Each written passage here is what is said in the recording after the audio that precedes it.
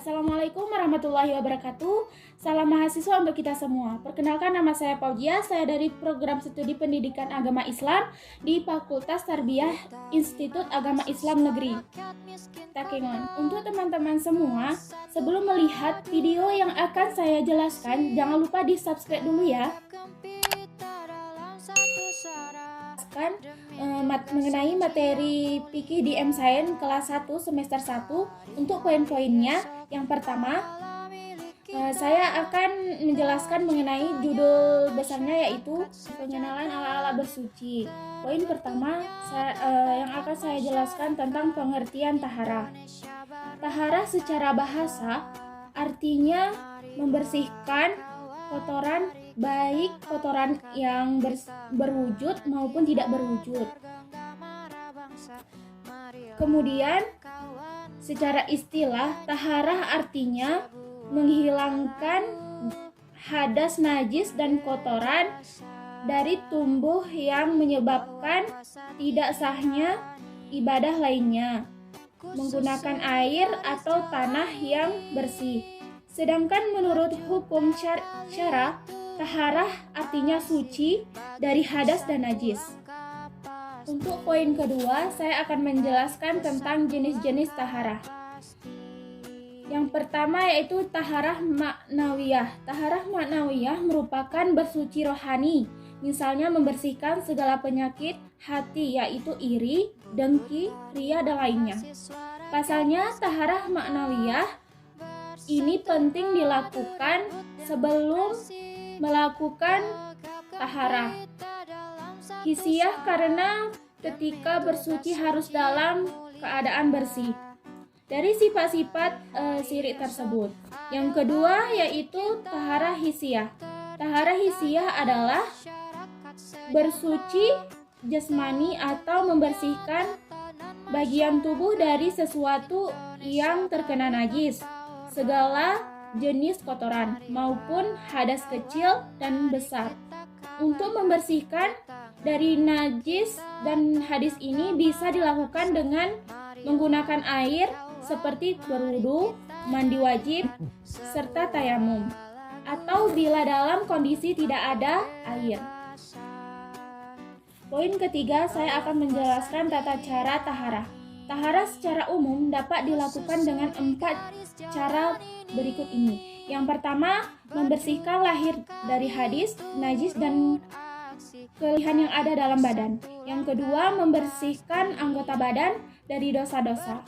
Dan yang ketiga, membersihkan hati dari akhlak tercela. Dan yang keempat, membersihkan hati dari selain Allah. Poin berikutnya yaitu tentang pengertian najis. Najis merupakan kotoran yang wajib dijauhi dan wajib dibersihkan bila terkena badan seseorang muslim. Hukum asal dari suatu benda adalah bersih dan boleh dimanfaatkan. Hingga kemudian apabila didapatkan adanya dalil yang menyatakan kenajisannya, maka dia dihukumi najis. Pembahasan berikutnya tentang jenis-jenis najis. Najis dibedakan menjadi 3, yaitu yang pertama najis mukhalafafah, yaitu najis ringan. Najis ini dapat dihilangkan hanya dengan memercikkan air atau mengusap dengan air pada benda yang terkena najis. Contohnya yaitu najis mukhalafafah, yaitu air kencing bayi laki-laki yang belum makan apapun kecuali air susu ibu. Yang kedua yaitu najis mutawasitah. Najis mutawasitah yaitu najis sedang. Cara menghilangkan najis ini adalah dengan cara mensucikan sampai hilang warna, bau, rasa, zat, dan sebagainya hilang. Contoh dari najis mutawasitah yaitu adalah bangkai, darah, nanah, air, kencing manusia, kotoran manusia, dan lain-lain. Yang ketiga yaitu najis mughalazah. Najis berat. Contoh dari najis mughalazah adalah jilatan anjing dan babi. Jika terkena ini, maka cara menghilangkannya adalah dengan membasuh dengan air mengalir sebanyak 7 kali yang sela-selanya diusapkan dengan debu, air, dan tanah. Materi kedua yaitu tentang ketentuan sholat 5 waktu. Yang pertama saya akan menjelaskan pengertian sholat. Sholat adalah ibadah wajib umat Islam yang ditunaikan sebanyak 5 waktu, mulai dari sholat subuh, zuhur, asar, maghrib, dan isya. Sholat adalah bagian dari rukun Islam yang kedua. Yang pertama saya akan menjelaskan tentang perintah menunaikan ibadah sholat. Allah memerintahkan kepada Rasulullah untuk mengajak keluarganya mendirikan sholat. Sebagaimana firman Allah pada surat At-Toha ayat 132 sebagai berikut, yang artinya yaitu perintahkanlah keluargamu mendirikan sholat dan bersabarlah kamu dalam mengerjakannya. Kami tidak meminta rezeki kepadamu, kamilah yang memberi rezeki kepadamu. Akibat yang baik itu adalah bagi orang-orang bertakwa. Poin kedua yaitu tentang syarat sah sholat. Yang pertama, beragama Islam. Yang kedua, suci dari hadas besar dan hadas kecil. Yang ketiga, sudah balik dan berakal. Yang keempat, mengetahui tata cara sholat. Yang kelima, sudah memasuki waktu sholat. Yang keenam, menghadap kiblat.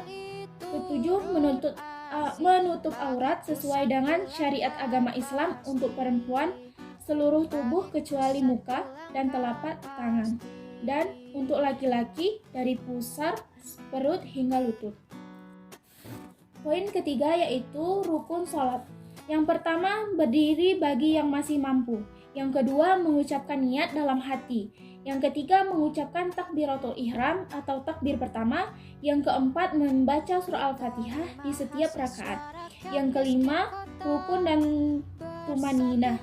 Yang keenam, membaca ikhtidal setelah rukuk dan tumaninah.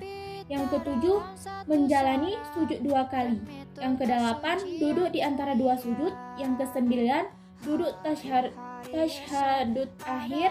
Yang ke-10, membaca doa tasyahud akhir. Yang 11, membaca salat Nabi SAW saat tasyahud akhir.